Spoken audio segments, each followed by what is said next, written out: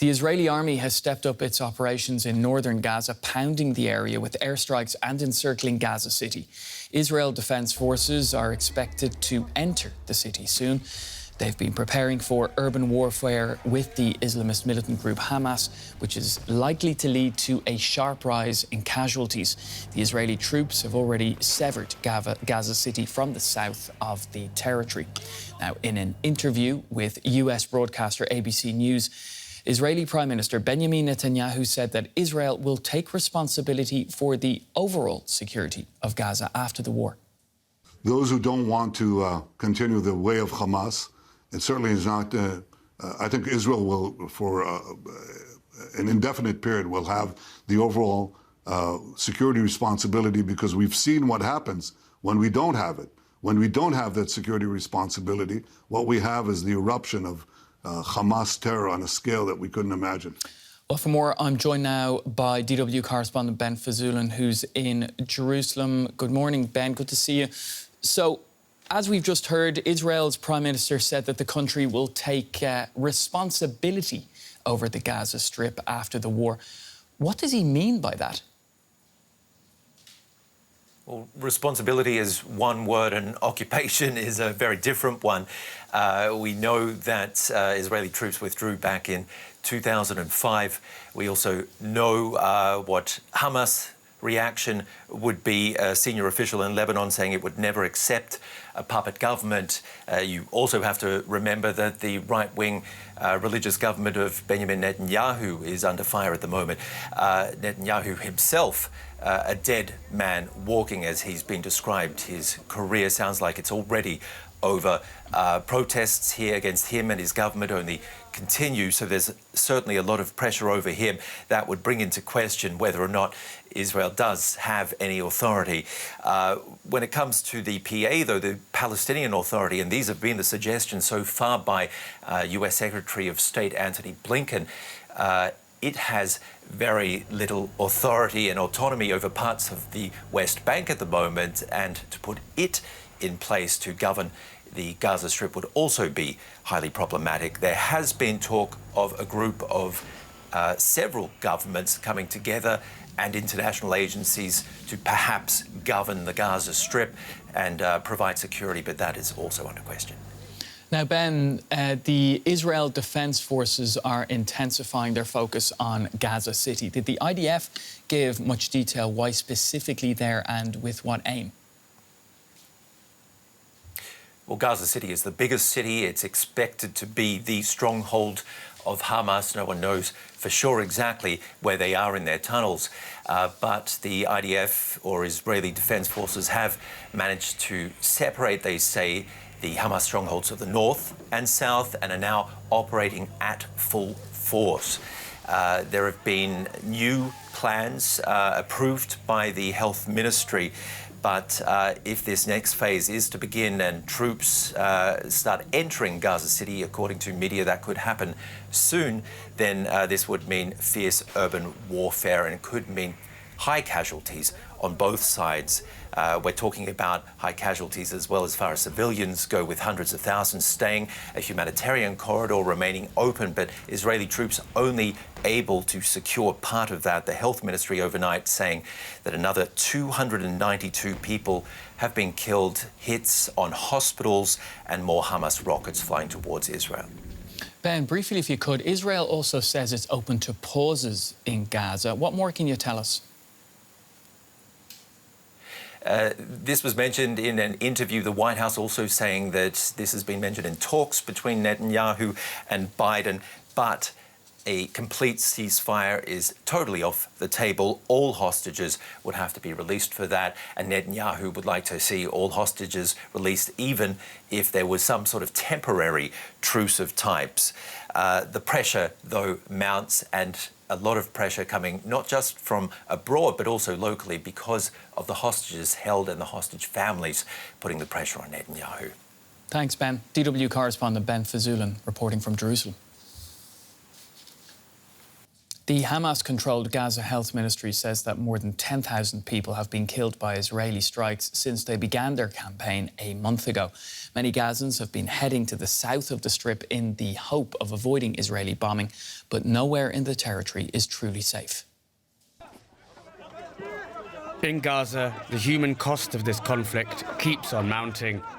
As the small strip of land continues to be pummeled, the Israel Defense Forces say they opened a humanitarian corridor.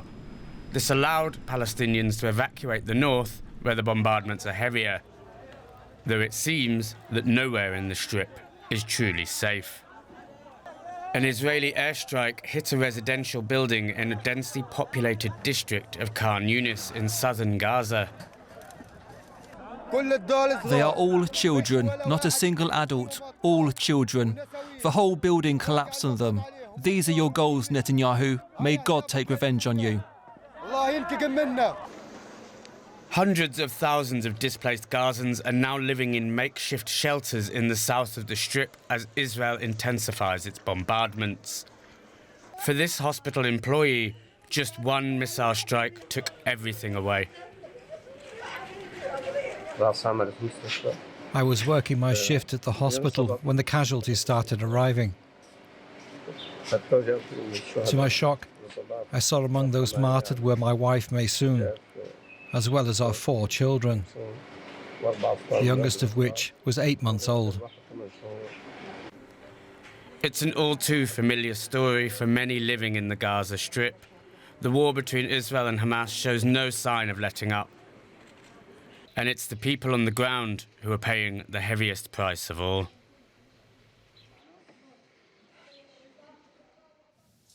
UN Secretary-General Antonio Guterres has again called for a ceasefire and voiced concern over violations of international humanitarian law in the month-long conflict.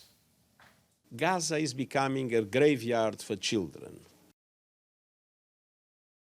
Ground operations by the Israel Defense Forces and continued bombardment are hitting civilians, hospitals, refugee camps, mosques, church, and UN facilities, including shelters. No one is safe. At the same time, Hamas and other militants use civilians as human shields and continue to launch rockets indiscriminately towards Israel. Well, for more, we're going to talk now to Toby Fricker, a communications specialist from UNICEF, currently in the Jordanian capital, Amman. Good morning, Toby, and thanks for joining us on DW News. So we just heard there from the UN chief, Antonio Guterres, saying that nowhere is safe in Gaza. How are people coping there with such a dire situation? Yeah, that's right. I mean, we can safely say, there is no safe place for children, for civilians in the Gaza Strip right now. We know that, around 1.5 million people have fled to the southern area. You've been displaced in different areas, particularly in the southern part. So what that means is you have many, many people in what was already a densely populated area now living in shelters. You're very, very closely together. So the conditions are extremely difficult in terms of accessing safe water, sanitation, hygiene.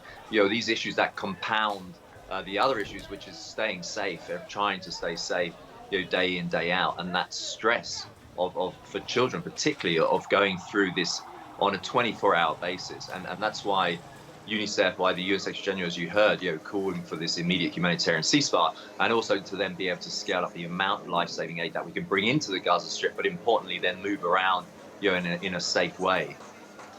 Toby, the UN Secretary-General also warned that Gaza is becoming a graveyard for children. It's a truly horrifying image.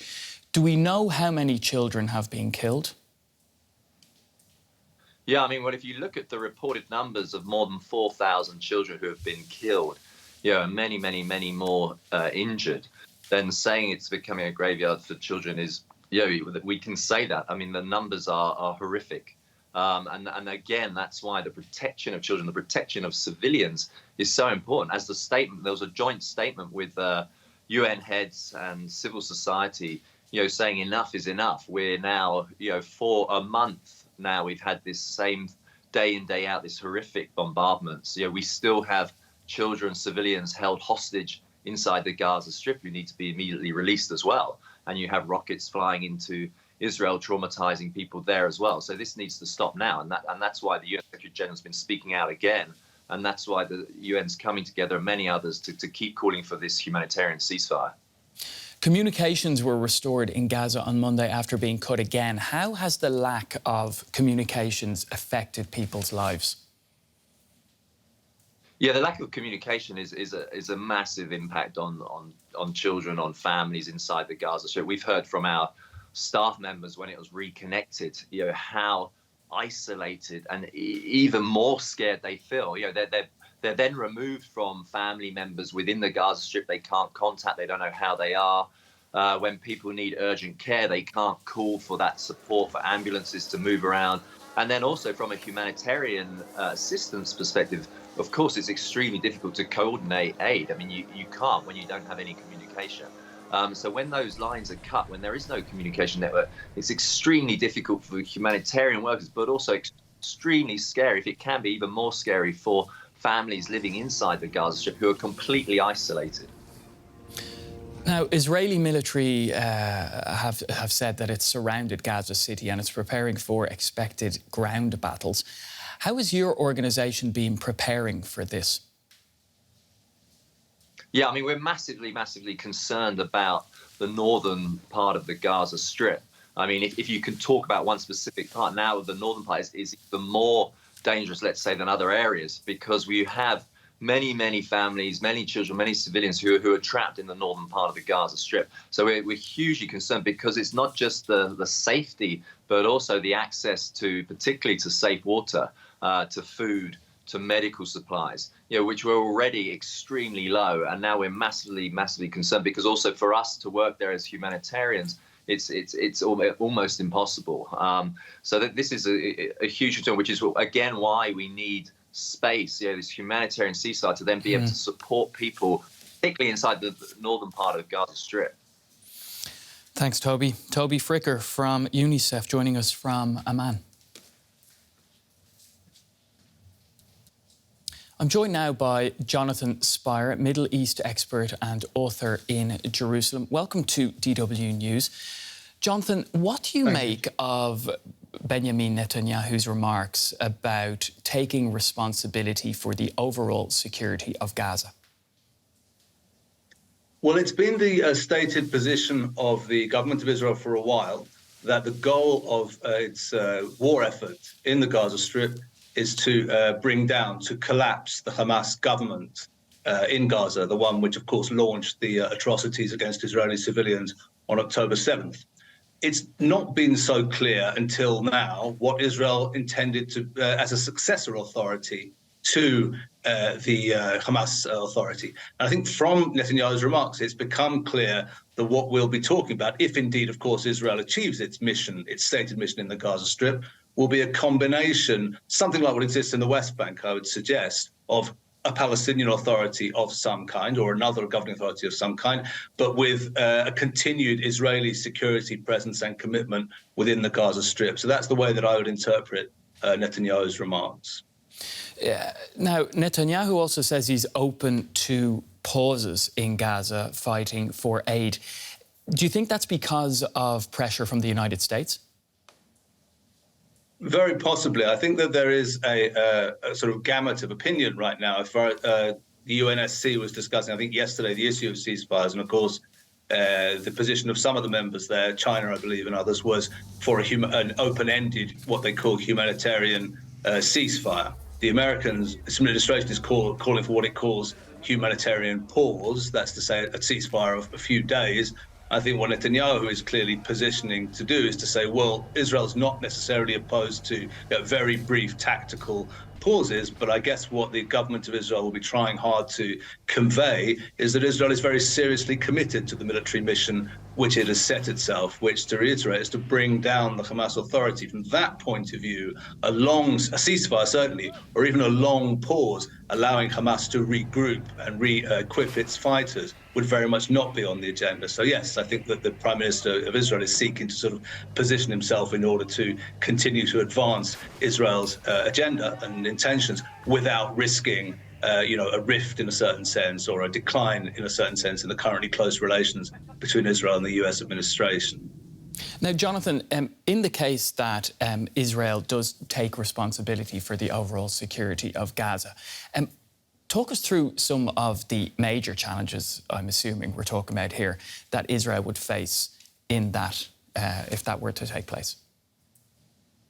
First of all, I think it's clear, it's important to note the distinction in the Prime Minister's words. We're talking about security responsibility. That's to say the Israel Defense Forces would retain its capacity to act against similar efforts by Hamas or Islamic Jihad to murder Israeli civilians, as is their stated goal, of course.